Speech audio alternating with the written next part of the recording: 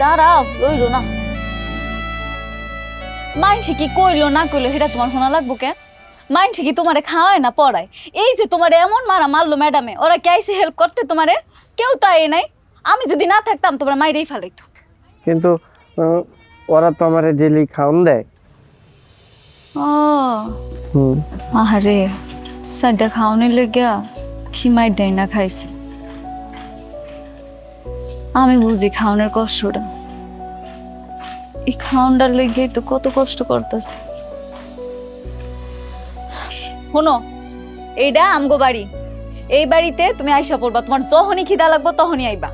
আমি না থাকলেও আমার মায় থাকবো, তোমারে খাওয়ান দিব, ঠিক আছে? এখন তো শিক্ষা হইছে।